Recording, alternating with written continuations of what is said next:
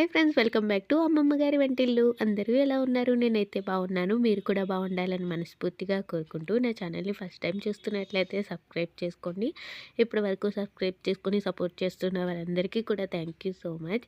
ఈరోజు మన వీడియో వచ్చేసి కరప గ్రామ దేవత అయిన ఉప్పాల అమ్మవారి తీర్థం అయితే జరుగుతుంది. ఉదయాన్నే అమ్మవారి చెలగాటం వస్తుంది.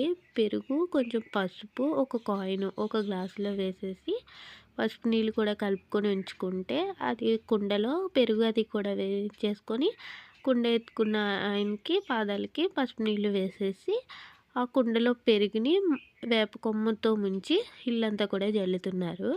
ఇంకా చెలగాటం వెళ్ళిపోయిన తర్వాత నేను బయట వాకిళ్ళు అవి కూడా ముందుగానే తుడిచేసాను. కడగలేదు, మొత్తం కడిగేసి ముగ్గులు అవి వేసేసుకొని ఇంకా తలస్నానం చేసేసి నైవేద్యం పెట్టుకోవడానికి అన్నీ ప్రిపేర్ చేసుకుంటున్నాను. ఈసారి పూర్ణం బూర్లు నేను ఎప్పుడు ఈ ప్రాసెస్లో అయితే చేయలేదు. మొన్న మా అత్తయ్య గారు నూకాలమ్మ తీర్థం అయినప్పుడు ఇలా వేశారు. బూర్లు చాలా బాగున్నాయి. అందుకని చెప్పేసి ముందు రోజు నైటే శనగపప్పు అలానే మినపప్పు నానబెట్టేసుకున్నాను. ఆ శనగపప్పుని మిక్సీ పట్టేసుకొని ఇడ్లీ వేసుకునే దాంట్లో ఇడ్లీలాగా వేసేసుకొని ఆవిరికి ఉడికించుకోవాలి. అది ఉడికేలోపు మినపప్పు కూడా కడిగేసుకొని గ్రైండర్లో అయితే వేసేసుకున్నాను. నేను పూర్ణం ఎప్పుడు కూడా ఇలా కాకుండా ముందు శనగపప్పు నానబెట్టేసి అది కుక్కర్లో పెట్టేసి ఆ వాటర్ తీసేసి మళ్ళీ ఆ శనగపప్పులో బెల్లం వేసి ఉడికించేదాన్ని. అలా కంటే కూడా పూర్ణం ఇలా చేసుకుంటే బూరి టేస్ట్ చాలా బాగుంటుంది. మా వారికి కూడా బాగా నచ్చాయి.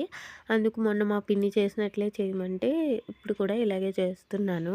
మినప్పిండిలో బియ్యపిండి కలుపుకుంటాం కదా, బియ్యపిండి డైరెక్ట్ వేయకుండా కొంచెం వాటర్ మిక్స్ చేసుకొని కలుపుకుంటే మినప్పిండిలో కలిపేటప్పుడు ఒంట్లో కట్టకుండా తొందరగా కలిసిపోతుంది. బియ్యపిండిలో కొంచెం బెల్లం అలానే కొంచెం ఉప్పు కొంచెం వాటర్ వేసేసుకొని తడిపేసుకొని మినప్పిండి రుబ్బుకున్నది అందులో వేసి మిక్స్ చేసుకుంటున్నాను. ఇలా మిక్స్ చేసేటప్పుడే కొంచెం కన్ఫ్యూజ్ అయ్యాను. నేను ఎప్పుడు కూడా కొలతగా వేసేసుకుంటాను. ఒక గ్లాసు మినపప్పుకి 2 గ్లాసుల బియ్యపిండి అయితే కరెక్ట్గా సరిపోతుంది. మనం వాటర్లో వేయగానే వెంటనే పిండి పైకి తేలుతుంది. నేను ఈసారి కొలత పెట్టుకోలేదు. మామూలుగా ఉజ్జాయింపుగా కలిపేసుకుంటే సరిపోతుంది కదా అనుకున్నాను. అలా కలుపుకుంటేనేమో పిండి ఎంతసేపు టెస్ట్ చేసినా కూడా వాటర్లో అలా అణిగిపోతుందే తప్ప పైకి తేలట్లేదు. నేను బియ్యపిండి తక్కువేమో అయిందేమో అని చెప్పేసి బియ్యపిండి వేసేస్తున్నాను. ఇంతకీ బియ్యపిండి ఎక్కువైతేనే అలా తేలకుండా అయిపోతుందంట. మళ్ళీ అందులోకి మినప్పిండి కొంచెం మిక్స్ చేసుకోవాలంట. అందుకని చెప్పేసి నేను సెపరేట్గా మినప్పిండి కొంచెం ఉంచుకున్నాను. ఇంకా అప్పుడు మా అమ్మగారికి ఫోన్ చేస్తే ఇలా అని చెప్తే అప్పుడు మినప్పిండి వేసి మిక్స్ చేస్తే వెంటనే పైకి తేలింది.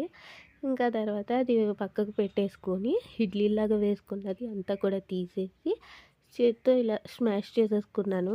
చేత్తో స్మాష్ చేసే కంటే కూడా ఒకసారి మిక్సీలో వేసేసుకుంటే పొడి పొడిలాడుతూ వచ్చేస్తుంది కదా అని చెప్పేసి మిక్సీలో అయితే వేసేసాను. ఇంకా తర్వాత బెల్లం పాకం అయితే పెట్టుకున్నాను. ఒక గ్లాస్ శనగపప్పుకి 2 గ్లాసుల బెల్లం తురుము అయితే కరెక్ట్గా సరిపోతుంది.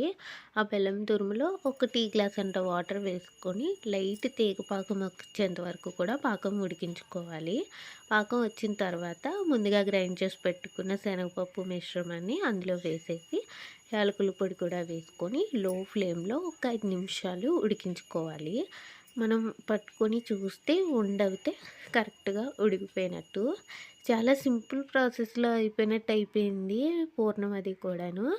మనం శనగపప్పు ఉడకబెట్టుకుని చేసుకునే పూర్ణం కంటే కూడా ఈ పూర్ణం ఎక్కువగా కూడా అయ్యింది. తక్కువ పప్పు వేసుకొని ఎక్కువ పూర్ణం చేసుకోవచ్చు అనిపించింది నాకు.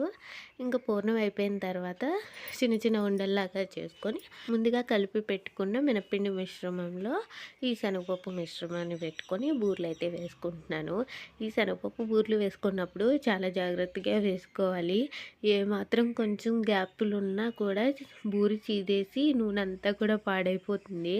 ప్రసాదం బూరె అయితే కొంచెం గ్యాప్లు అవి వచ్చినా కానీ నూనె పాడవడం అది ఏముండదు.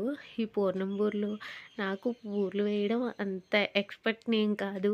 నాకు సరిగ్గా రావు. కానీ నేర్చుకోవాలి తప్పదు కదా. ఇంకా అలాగే ఫోన్లో అది చూసి ఫోన్లో స్పూన్తో కూడా వేసేస్తున్నారు చాలా ఈజీగా. కానీ నాకు చేత్తోనే సరిగ్గా రావట్లేదు. స్పూన్తో వస్తాయా లేదా అని చెప్పేసి ఫస్ట్ చేత్తోనే వేశాను. పర్ఫెక్ట్ షేప్తో వచ్చినాయి అని చెప్పను కానీ బాగానే వచ్చాయి. ఎక్కడ చీదకుండా పర్ఫెక్ట్‌గా వచ్చాయి. ఒకసారి స్పూన్‌తో కూడా ట్రై చేద్దాము. వాళ్ళు చాలా ఈజీగా వేసేస్తున్నారు కదా అని చెప్పేసి స్పూన్‌తో కూడా వేశాను. బానే వచ్చింది. కానీ నాకు ఎందుకో చేత్తో వేస్తేనే అనిపిచ్చాయి. ఇంక అందుకని చెప్పేసి ఒక 2, 3 వేసి మిగతాయి చేత్తోనే వేసేసాను. మళ్ళీ ఒక బూరి కూడా విడిచి నూనె అది పీల్చేస్తుందా, లోపల ఉడికిందా లేదా అని చెప్పేసి చూసాను. ఫస్ట్ టైం వేస్తున్నాను కదా! అది పర్ఫెక్ట్‌గా రాకపోతే మనం ఇందులో వేసినవన్నీ కూడా వేస్ట్ అయిపోతాయని చెప్పేసి వేసేటప్పుడు కొంచెం భయమైతే ఉంటది. ఇంకా అది చూసి తినలేదు కానీ రుచి చూసాను. అమ్మవారికి నైవేద్యం పెట్టే వరకు కూడా ఏమి తినను. అందుకని చెప్పేసి రుచి చూసి మొత్తం అంతా కూడా ఉడికింది. ఇంకా అది పక్కన పెట్టేసి మిగతా బూరెలన్నీ కూడా వేసేసుకొని అత్తేసరన్నం కూడా వేసేసాను. కొంతమంది అత్తేసరన్నం వేస్తారు. లేదా నార్మల్ అన్నం వండేసి ముద్దపప్పు కూడా వేస్తారు. నేను ఇంకా అత్తేసరన్నమే వేసేసాను. అత్తేసరన్నం, బెల్లం ముక్క, కొంచెం పెరుగు, బూర్లు ఒక 3 పునుకులు కూడా వేశాను. వేసేసి మేము కోడినైతే కోసుకోము. కోడికి బదులు కొబ్బరికాయ కొట్టేసుకుంటాము. ఇంకా అలాగే కొబ్బరికాయ కొట్టేసుకొని అమ్మవారికి ఒక మూల పసుపు రాసి బొట్లవి పెట్టుకొని ఒక గ్లాస్‌లో వాటర్ అది పెట్టి సాంబ్రాణి ధూపం వేసుకొని నైవేద్యం అయితే చెల్లించేసాను. ఇంకా తర్వాత ఇంకా ఆ పని కంప్లీట్ అయిపోయిన తర్వాత ఇంకా ఉపవాసం విప్పేసి అప్పుడు వంట అయితే స్టార్ట్ చేశాను. కొంచెం బూర్లు వేసే తోపుపిండి ఉంది. దాంతో పునుకులైతే వేసేసాను మా వారు తింటారు కదా అని చెప్పేసి.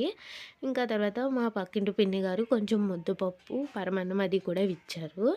ఇంకా ముద్దపప్పు ఉంది కదా! చారు బావుంటదని అని చెప్పేసి చారు కూడా పెడుతున్నాను. ఒక టమాటా, కొంచెం చింతపండు బాగా పిసికేసి టమాటా చారు కింద అయితే పెట్టేస్తున్నాను. ఇంకా రైస్ కూడా కుక్ చేసేసి ఒక గిన్నెలోకైతే తీసేసాను. మార్నింగ్ పచ్చడిలొస్తే ఒక 50 రూపీస్‌యి తీసుకున్నాను. అవి నీట్‌గా క్లీన్ చేసేసి ముందే ఫ్రిడ్జ్‌లో పెట్టేసుకున్నాను. ఇంకా బీరకాయ వేసి కర్రీ చేద్దామని చెప్పేసి బీరకాయలు అవి కూడా కట్ చేసేసుకొని పచ్చిరొయ్యలు, బీరకాయ కర్రీ అయితే వండాను. ఆ రెండిటి కాంబినేషన్ కూడా బావుంటది. ఇంకా మార్నింగ్ టిఫిన్ చేయలేదు కదా! ఇంకా వంట అది కంప్లీట్ అయిపోయిన తర్వాత గిన్నెలు అవి కూడా క్లీన్ చేసి, గ్యాస్ అది కూడా నీట్‌గా క్లీన్ చేసుకొని పనులన్నీ కంప్లీట్ చేసుకొని ఇప్పుడు లంచ్ అయితే చేస్తున్నాను. ముద్దపప్పు, చారు కాంబినేషన్ భలే ఉంది. ఈవినింగ్ టైంలో అమ్మవారి గుడికి అయితే వెళ్ళాము. ఇప్పుడు తీర్థం అది కూడా జరుగుతది. మార్నింగ్ నుంచి జరుగుతుంది. కానీ ఈవినింగ్ లైటింగ్స్ అవి పెడతారు. చూడడానికి బావుంటది కదా అని చెప్పేసి మా ఇంటి దగ్గర పిన్ని గారు వాళ్ళందరితో కలిసి అయితే వెళ్ళాను. ఇంకా ఫస్ట్ గుడి దగ్గరికి పళ్ళు పెడదామని చెప్పేసి అరటిపళ్ళు అవి తీసుకొని దర్శనానికి వెళ్ళి అమ్మవారిని దర్శనం చేసేసుకొని కొంతసేపు అలా సరదాగా తీర్థంలో అయితే చూసాము. చాలా షాపులు ఏమీ లేవు. కొంచెం తక్కువగానే ఉన్నాయి. ఒక 10, 15 ఉన్నాయేమో. పిల్లలు ఆడుకునే బొమ్మలు, అలాగే షోకేస్‌లో పెట్టుకునే గాజు బొమ్మలు ఇలాంటివి ఉన్నాయి. స్టిక్కర్ ప్యాకెట్స్ ఇవన్నీ కూడా ఉన్నాయి. మా పిన్ని గారు వాళ్ళు అయితే ఇప్పుడు అందరూ కూడా మట్టి దాకల్లో వీటిల్లో వండుకుంటే మంచిది అంటున్నారు కదా!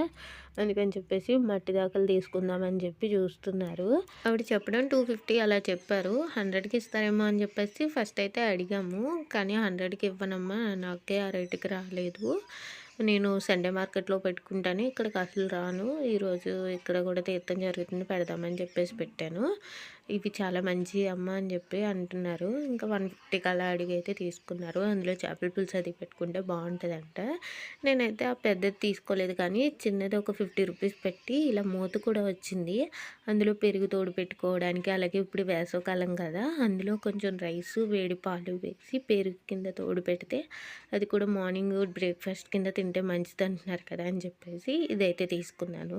ఈ వ్లాగ్‌ని ఇక్కడితో ఎండ్ చేసేస్తున్నాను. ప్లీజ్ వీడియో నచ్చినట్లయితే లైక్ చేయండి. నా ఛానల్‌ని సబ్స్క్రైబ్ చేసుకోండి. Thanks for watching.